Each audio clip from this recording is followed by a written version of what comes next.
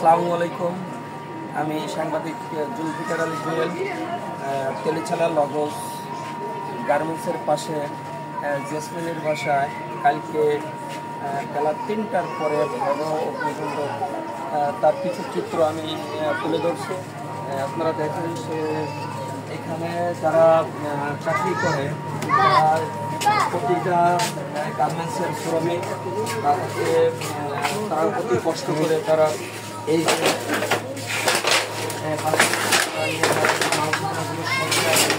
তাদেরকে অবস্থা আমরা ইতিমধ্যে প্রশাসনেরও দৃষ্টি আকর্ষণ করছিলাম যে তারা আসছিল কিনা। আমি বিস্তারিত বাড়িওয়ালার যে মালিকের কাছে আমি বিষয়টা জানতে চাই। এই মুহূর্তে যে দেখেন এখানে 10 থেকে 12টা রুম পুড়ে যায়। কোনো রকম জানা যায়নি যে আগুনের সূত্রপাতটা কোথা থেকে আসছে, কোথা থেকে লাগো। এখানে যে বাড়িওয়ালার জেসমিন, তার স্বামী এখন বর্তমানে এখানে আছে। আমি সাধারণ একজন মানুষ, এলাকার রফিক মেম্বারের ছেলে, আমি তার কাছে কিছু জানতে চাই। সে আমাদের কি তথ্যটা দেয়। হ্যাঁ, আগুন যে কীভাবে লাগছে এটা আমরা বলতে পারবো না, কিন্তু আগুন লাগা পরে আমাকে আমার বোনে ফোন দিয়েছে। ফোন দেওয়ার পরে আমরা সাথে সাথে দৌড়ে আসছি। পাশে ফ্যাক্টরি লগস গার্মেন্টস আসছিল, ওনার ফায়ার সার্ভিসের মা পাইপ বাইর করে ওনারা লগে থাকে এই আগুনটা নিভিয়ে দিয়ে গেছে। আমাদের আগুন নিবার পরে ফায়ার সার্ভিস আসছে। এখানে কি কারোর কোনো সাধারণ কোনো জনগণের ক্ষতি হয়েছে কিনা? হ্যাঁ, অনেক ক্ষতি হয়েছে, যে অনেকের সিরিয়াস টাকা পয়সা অনেক করে গেছে। একজনে মেয়ে বিয়ের জন্য 1.5 লাখ টাকা রাখছিল, ওটা সব করে গেছে। মানুষের কোনো ক্ষয়ক্ষতি হয়েছে না, মানুষের কোনো ক্ষয়ক্ষতি হয়। কেমন পরিমাণ ক্ষতি হইতে পারে এখানে? এখানে তাও অনেক ভালোই, সবাই তো মোটামুটি একজনের ঘরে তো তাও মোটামুটি 30-40 হাজার করে টাকার মাল ছিল। আমরা এখানে ইউপি সদস্য মোহাম্মদ রফিক মেম্বারের ছেলে নাহিদ ইসলাম, তার কাছে বিষয়টা জানতে পারি যে এখানে যারা সাধারণ মানুষ শ্রমিকগুলো এখানে যে চাকরি করে তাদেরকে সম্পূর্ণ সরঞ্জাম, আর্থিক এবং কি একটা মেয়ের বিয়ের জন্য তারা অর্থ চাইছিল, অর্থগুলো তারা বাসাবাড়ির ভিতরে রাখার পরে আগুনের সূত্র তারা কিছু বাইর করতে পারি নাই।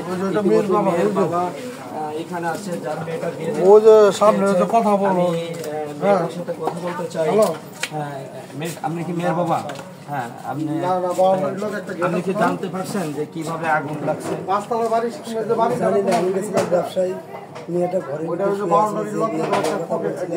সেই নিয়ে ঘরের ভিতরে শুয়ে আছে। কেমন গেছে, আমার টাকা পয়সাগুলো ছিল বস্তার ভিতরে, পুড়ে গেছে, কিছু পাইনি, সব পুড়ে গেছে। আচ্ছা, আপনার মেয়ে কি ঘুমন্ত অবস্থায় আগুন লাগছে? ঘুমন্ত অবস্থায়। আচ্ছা, আপনার মেয়ের কি কোনো ক্ষয়ক্ষতি? ক্ষয়ক্ষতি কোনো সমস্যা, সবাই ডাক দিছে, সিটে ভাড়া চলে গেছে। ইতিমধ্যে আমরা জানতে পারছি যে এক ভদ্রলোক তার মেয়ের বিয়ের জন্য আর্থিক সংগ্রহ করে সে আর্থিক টাকা অর্থগুলো সব পড়ে যায় এবং সোনার গয়নাগাটিগুলো রাখছিল, তাও সব পুড়ে ছাই হয়ে যায়। ওনাদের শুধু বাসাবাড়ি দেখেন এই চিত্রটা, এই রুমের চিত্রটা দেখা যাচ্ছে। এই যে মেয়ের, এটাই সে মেয়ের বাপের রুম। যে মেয়েটা বিয়ে হবার কথা ছিল, মেয়েটা কিন্তু আগুন লাগা অবস্থায় এখানে ঘুমিয়েছিল। ঘুমিয়ে থাকার কারণে যখন আগুন লাগছে মেয়েটা তো বাইর হয়ে চলে যায়, তাতে করে মেয়েটা সুস্থভাবে থাকে। আমরা জানতে পারি যে তাহলে আগুনটা কিভাবে আছে এটা কখনো জানা যায়নি। আমরা জানতে চাই যে এখানে যে জেসমিনের স্বামী, তার কাছে আমরা বিষয়টা জানতে চাই। আপনার এখানে কোনো কারোর সাথে কোনো শত্রুতা, আপনার কি সন্দেহমূলক কোনো কিছু আছে কিনা?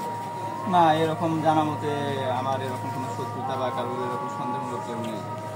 আপনি যে এখানে আপনার কালিয়াকোট থানার ভিতরে মৌচাক পুলিশ ফাঁড়ি আছে, আপনি তাদেরকে অবগত করছেন কিনা? না, আমি এখনো অবগত করি নাই, আমি জানতে পারলাম গতকাল নাকি এই জায়গায় ফায়ার সার্ভিস থেকে লোক আসছিল, ওনারা দেখে গেছে। ফায়ার সার্ভিস থেকে, যেহেতু আমরা এখানে এসে জানতে পারি যে লগস গার্মেন্টস পাশে তারা পানি সহায়তা করে তারা আগুন নিভাইতে সক্ষম হয়, এই বিষয়ে আপনি এই জায়গায় আমার পাশে সোহাগ ভাই আছে, উনি বিস্তারিত বলতে পারবে উনি। আচ্ছা, এবার আমি সোহাগ ভাইয়ের কাছে যাচ্ছি। তিনি একজন লগজ গার্মেন্টসের শ্রমিক, তিনি পাইপ নিয়ে আগুনে নিবানোর সহায়তা করছে পানি দিয়ে। সোহাগ ভাই, আপনি এই বিষয়ে কিছু জানেন?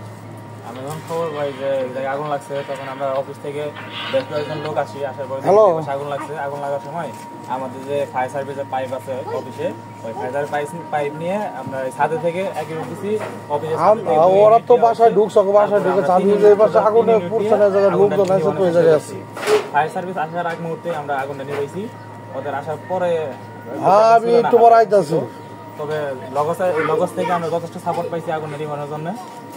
হ্যাঁ, এখানে জানা যায় যে সোহাগ ভাইয়ের কাছ থেকে যে লগজ গার্মেন্টসটা যদি না থাকতো, তারা পানির যদি সাপোর্ট না দিত, পানির সহায়তা না দিত, তাহলে এই কলোনিটা পুড়ে ছাই হয়ে যেত। যেমন এই বাড়িটার আমি আপনার চারিপাশের দৃশ্যটা একটু দেখাই, আপনি একটু দেখেন কিভাবে আগুনে পুড়ে এই সমস্ত টিন, তার সাধারণ যে জনগণের যে অর্থ দিয়ে তারা একটা খাট কিংবা একটা শোকেস, পালঙ্ক, ড্রেসিং টেবিল, এগুলো ফ্রিজ, এগুলো অনেক কষ্ট করে তারা কেনাকাটা করে সবগুলো আগুনে পুড়ে ছাই হয়েছে।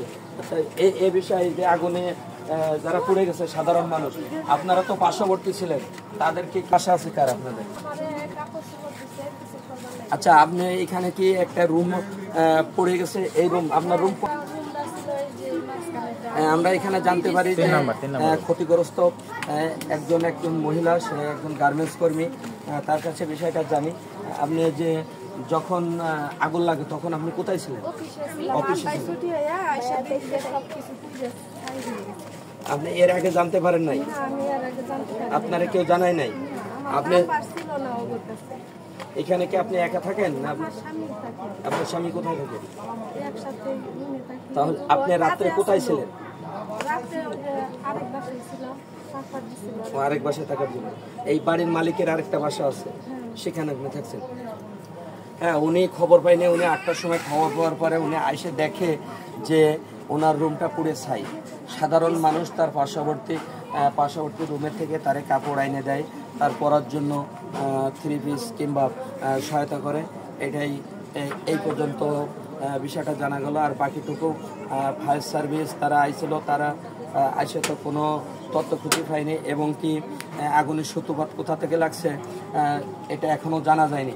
এই বিষয়ে জানার জন্য আমরা চাচ্ছি যে প্রশাসনের দৃষ্টি আকর্ষণ করছি যে এই 10-12টা রুম যে আগুনে পুড়ে গেছে, এই সাধারণ মানুষগুলোর, গার্মেন্টস শ্রমিক, এদেরকে আর্থিক সহায়তা দেওয়ার জন্য আমি অনুরোধ জানাচ্ছি। আমি মোহাম্মদ জুলফিকার আলী জুয়েল, দৈনিক আমার সংবাদ, দৈনিক বাংলাদেশের খবর প্রতিদিন, দৈনিক আমার প্রাণের বাংলাদেশ। এই আপনি কি জেসমিন, এই যে বাড়িটা কি আপনাদের? জি, আসসালামু আলাইকুম। আমি মোহাম্মদ রাশেদুল কবির। আমি হঠাৎ বিকেল 4:30 বা 5টার দিকে বগুড়া থেকে জানতে পারি যে আমাদের বাড়ির বাসায় আগুন লাগছে। পরে আমি রাত্রে আসতে চাইছি, আসতে পারি নাই। পরে আজকে সকালে করে চলে আসছি, আসে দেখি এই অবস্থা। খোঁজার চেষ্টা করছি কীভাবে আগুন লাগছে, কিন্তু এভাবে ইন্ডিকেট করতে পারি নাই।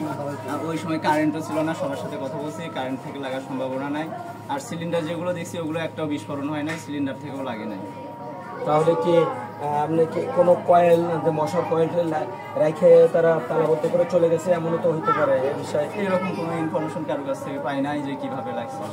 আচ্ছা, এই যে রাত্রে যে আপনার যে ভাড়াটিয়াগুলো ছিল, তাদেরকে কি ব্যবস্থা করছেন? তাদেরকে সবাই মিলে ওই পাশে আরেকটা বাসা ছিল, ওই পাশে ট্রান্সফার করা হয়েছে, প্লাস এই বাসায় ছিল, প্লাস এলাকার লোকজনের সহযোগিতা, এটা থাকার ব্যবস্থা, প্লাস এখানে কি প্রশাসন আসছিল? না, এখানে আমার জানার মতো এখনো কোনো প্রশাসন আসেনি। আমি প্রশাসনের দৃষ্টি আকর্ষণ করছি যে এই সাধারণ যে জনগণ, গরিব, তাদেরকে যেন আর্থিক সহায়তা পায়। আমি এটাই প্রত্যাশা, সাধারণ জনগণ যাতে সুন্দরভাবে আইনি সহায়তা পায়, এর জন্য আমি প্রশাসনের কাছে দৃষ্টি আকর্ষণ করছি। হ্যাঁ, আমরা ইতিমধ্যে জানতে পারি যে এই লগজ গার্মেন্টস থেকে তারা পানির সহায়তা করে।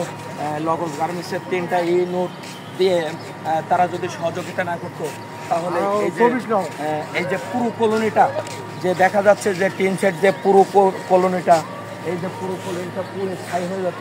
এই লগজ গার্মেন্টস এবং লগজ গার্মেন্টসের যত শ্রমিক আছে, তাদের লগজ গার্মেন্টসের মালিক, জিএমপি, তাদেরকে আমি ধন্যবাদ জানাই যে তারা এই যে সাধারণ জনগণের পাশে এসে দাঁড়াইছে এবং কি এই কলোনিটা তারা বাঁচানোর জন্য আমি লগজ মালিক এবং জিএমপিএম এর সাধারণ শ্রমিকদেরকে আমি ধন্যবাদ জানাই। তারা যদি এখানে কষ্ট করে এই 3টা ইউনিট দিয়ে যদি কাজ না করতো তাহলে এই যে কলোনিটা এই কলোনিটা আবার ওই স্ট্যান্ডার্ড থেকেও পানি দিচ্ছে, তার কলোনিটা পুরো ছাই হয়ে যেত। তারপর রাস্তার ওপাশে আছে একটা স্ট্যান্ডার্ড গার্মেন্টস, ওটা থেকে ওরা 2টো ইউনিট দিয়ে পানিকে সহায়তা করছে। যেহেতু যারা এই নিয়ে কষ্ট করছে আমি তাদেরকে ধন্যবাদ জানাই, তাদেরকে স্যালুট জানাই। আর আমি আরেকটা কথা বলতে চাই যে প্রশাসনের দৃষ্টি আকর্ষণ করছি যে আপনারা গন্তব্য স্থানে এসে তাদেরকে কিভাবে আগুনটা লাগছে তাদেরকে একটু সহায়তা যদি করে কিংবা সাধারণ মানুষ যদি একটু সহায়তা করে। বিশেষ সূত্রে জানা যায় যে একজন সাধারণ মানুষের সূত্রে জানা যায় এখানে রফিক মেম্বারের ছেলে নাইদুল ইসলাম, তার কাছে জানতে পারি যে আমরা যে এখানে কত টাকার মতন খরচ হতে পারে, ক্ষতি হইতে পারে। 8-8.5 লাখ টাকার মতন মাল সাবানা ক্ষতিগ্রস্ত হয়েছে। আর বাড়িওয়ালার তো আছে 10 লাখ। বাড়িওয়ালারটা তো আছে, ওইটা বাদে ভাড়াটা। এখানে আমরা জানতে পারি যে ভাড়াটিদের সর্বোচ্চ 8 থেকে 10 লাখের মতন ক্ষতিগ্রস্ত হয়েছে। বাড়ির মালিকের কাছেও জানতে পারি তারও অনেক এখানে অনেক কিছু ছিল। হ্যাঁ, আপনার এখানে কী কী ছিল, আপনার কেমন ক্ষতি হইতে পারে টোটাল মিলে? আমার এখানে টোটাল প্রায় 10 লক্ষ টাকার মতো ইনভেস্ট ছিল, প্লাস ছিল এই যে প্রায় 9 লক্ষ প্রায় 9 লক্ষ টাকা, টোটাল প্রায় 18 থেকে 20 লক্ষ টাকা। আচ্ছা, এই জায়গাটা কি আপনার কেনা জায়গা না লিজ? এটা আমার লিজ না, আপনার লিজ। কত বছরের জন্য লিজ? 7 বছরের জন্য নেওয়া হয়েছিল, প্রায় 6 বছর শেষের দিকে। আচ্ছা, তাহলে আপনি কি এখনো তো জানতে পারেন না যে কীভাবে আগুনটা লাগছে? না, আমি এখনো জানতে পারি। হ্যাঁ, উনি জেসমিনের স্বামী, এই বাড়ির মালিক, উনি এখনও জানতে পারি নাই যে ওনার বাড়িতে যে আগুনের সূত্রপাতটা কোথা থেকে আসছে। ওনার কাছে আমরা জানতে চাইছি যে কাছে কোনো শত্রুতা, উনি বলছে যে না আমার এবারে থাকে কোনো শত্রুতা নাই। আমরা ফ্যামিলি থাকে, চাই ওনাদেরকে আমরা সব গরিব অসহায় মানুষ মানুষের পাশে, যাতে প্রশাসন কিংবা এলাকার গণ্যমান্য ব্যক্তিরা যদি তাদের পাশে এসে দাঁড়ান, তারা ইনশাল্লাহ পূর্বের ন্যায় আবার ফিরে যাইতে পারে। এই শুভ কামনা করে আজকের মতন বিদায় নিচ্ছি। আল্লাহ হাফেজ।